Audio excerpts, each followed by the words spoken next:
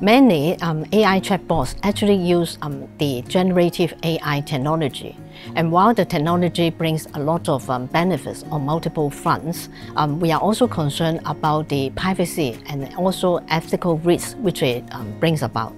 And we are in particular concerned about the excessive collection of data, for example, because it was reported that ChatGPT scraped about 300 billion words from the internet in order to build up the model. The other problem is about the black box problem, and essentially that is the non-transparent use of personal data.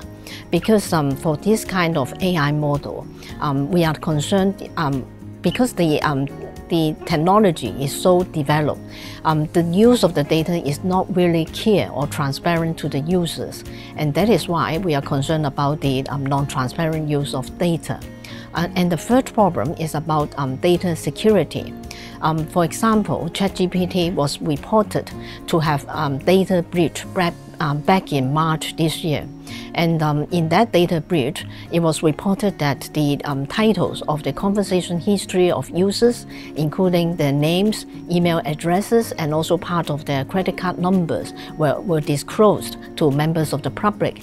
And the incident was widely reported back in March this year, raising doubts in the user's mind about the reliability. My office has issued a leaflet called the 10 tips for users of ChatGPT in order to provide some tips to users to protect themselves while they are using this new tool.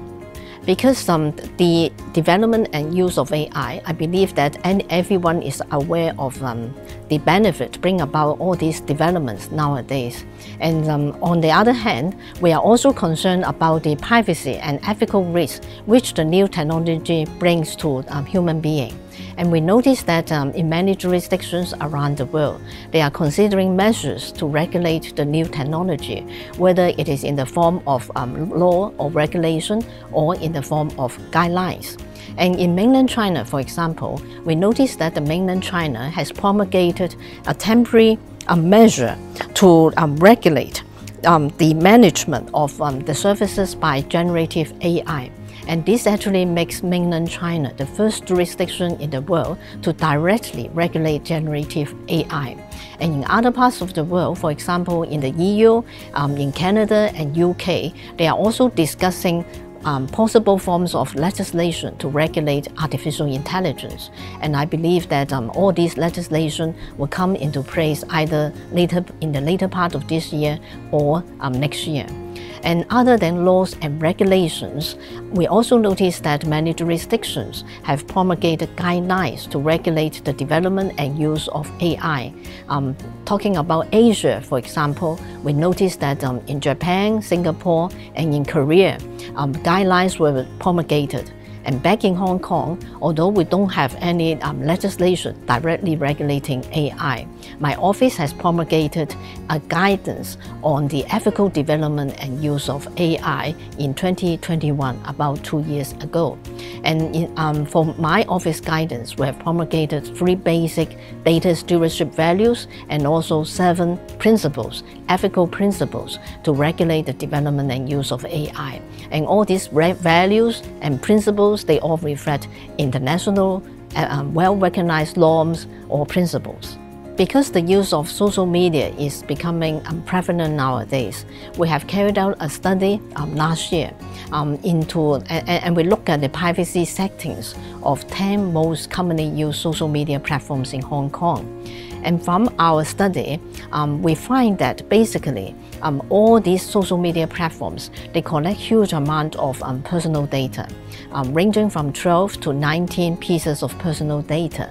And all of the social media platforms reveal, they collect users' location data, whether it is accurate location or whether it's just a coarse location. And I think an alarming aspect is that all these platforms also would transfer users' personal data to their affiliated companies. And that would include, for example, companies responsible for doing the marketing and promotion work. And I think this these findings are rather alarming to the users.